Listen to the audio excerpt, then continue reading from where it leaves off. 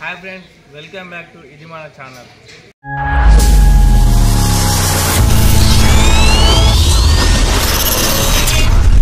So friends, ఈరోజు మన కొత్త ప్లేస్ ఏంటి అంటే ఇల్లంతకుంట అంటే సీతారామచంద్ర స్వామి వనవాస నిమిత్తం ఈ ప్లేస్కి వచ్చి ఈ ఇల్లందు చెట్టు కింద సేద తీర్చారన్నమాట. సో కొన్ని సంవత్సరాలు ఇక్కడే ఉంటుందంట. సో ఆ టైంలో స్వామివారు ఇక్కడ తపస్సులో ఉన్నప్పుడు దశరథ మహారాజు మరణ వార్త అనేది ఈ స్వామివారికి ఇక్కడ ఈ ప్లేస్లో చేరుతుందంట. సో అతడు ఎటు తెలుసుకోలేక ఆ తండ్రి మరణ వార్త విని చాలా దుఃఖితుడై స్వామివారు ఇల్లందు గింజలతోని కర్మలు ఉంటాయి కదా, మన చనిపోయిన తర్వాత చేసే కర్మలన్నీ కూడా ఈ ఇల్లందు గింజలతోనే, అంటే ఇల్లందు చెట్టు యొక్క గింజలతోనే చేసింది అనమాట. సో అందుకే ఈ క్షేత్రానికి ఇల్లందుకుంట అనే పేరు వచ్చింది.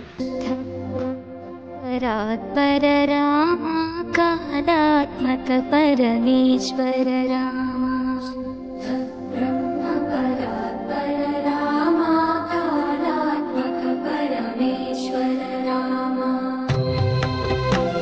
సో ఇక్కడ ఇంకొక విశేషం ఏంటంటే సీతారామ లక్ష్మణులు వనవాసం చేసే ప్లేసు ఇదొకటి, ప్లస్ ఇక్కడ రాతి విగ్రహాలుగా ఈ స్వామివారి యొక్క విగ్రహాలు కూడా రాతి విగ్రహాలుగా వెలిసి ఉన్నది బండరాజు పైన. ఇంకొకటి ఏంటంటే ఉత్సవ మూర్తులకి కూడా ఇక్కడ పుట్టుమచ్చలు అనేవి ఉంటాయంట. చాలా పవిత్రమైనటువంటి ప్లేసు. ఇల్లందు చెట్టును ఒకసారి దర్శనం చేసుకోండి, మిగతా విషయాలు మళ్ళీ మాట్లాడుకుందాం.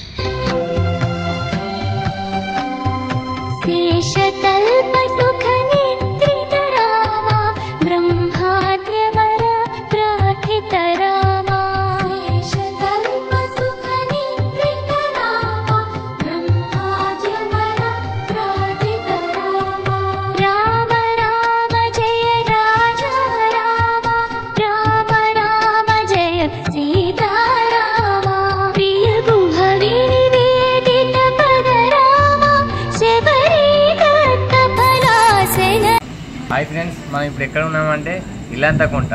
స్వయంగా రాముడు ఇక్కడ తిరిగిన ప్లేస్ ఇది. ఆల్రెడీ మీకు తెలిసే ఉంటుంది ఈ పరిసరాల ప్రాంతాలన్నీ.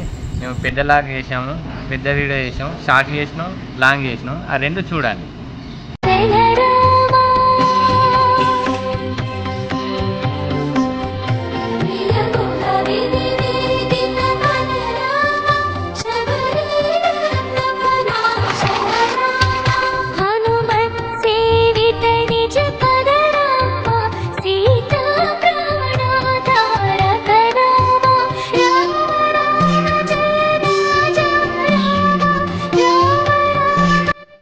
సో ఫ్రెండ్స్, ఇప్పుడు మనం చూసారు కదా, ఇదే ఇల్లందు చెట్టు కిందనే సీతారామచంద్ర స్వామి అంటే రాముల వారు దశరథ మహారాజుకి కర్మల ఫలితంగా ఈ లోపల ఉన్నటువంటి పండ్లు, అంటే దీంట్లో చిన్న చిన్న కాయలు ఉంటాయి, ఆ కాయలతోనే కర్మలు అనేవి చేసిందన్నమాట. సో దీన్ని ఇల్లంతకుంట అని కూడా అంటాం, ఇల్లందు క్షేత్రం అని కూడా అంటాం. ఈ చెట్టు పేరు ఇల్లందు కాబట్టి. సో ఇక్కడ లాస్ట్ వరకు చూడండి, వీడియో ఎక్కడ కూడా స్కిప్ చేయకండి.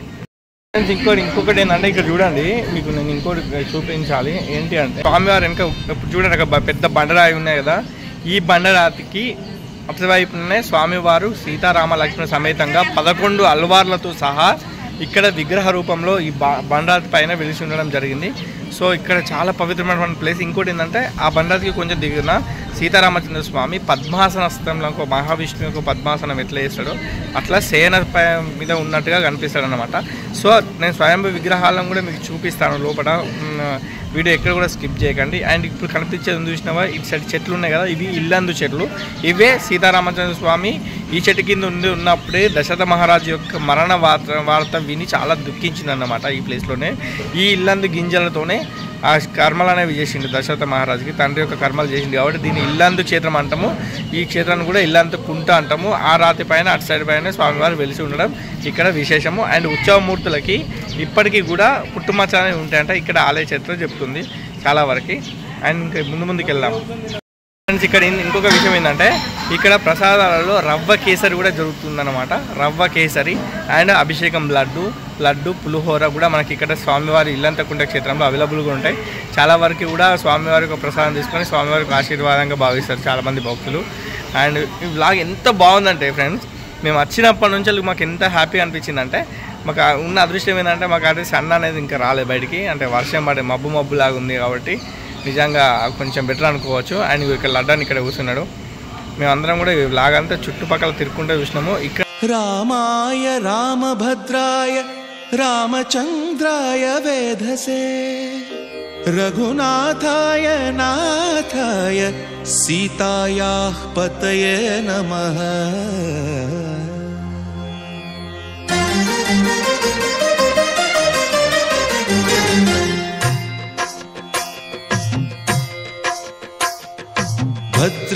భద్రశైలరాజమందిర శ్రీరామచంద్ర బాహుమధ్య విలసితేంద్రియ. భద్రశైలరాజమందిర శ్రీరామచంద్ర బాహుమధ్య విలసితేంద్రియ. వేద వినుత రాజమండల శ్రీరామచంద్ర ధర్మ కర్మయుగళ మండల. వేద వినుత రాజమండల శ్రీరామచంద్ర ధర్మ కర్మయుగళ మండల. సతత రామదాస పోషక శ్రీరామచంద్ర వితత భద్రగిరి నివేశక. భద్రశైల రాజమందిర శ్రీరామచంద్ర బాహుమధ్య విలసితేంద్రియ.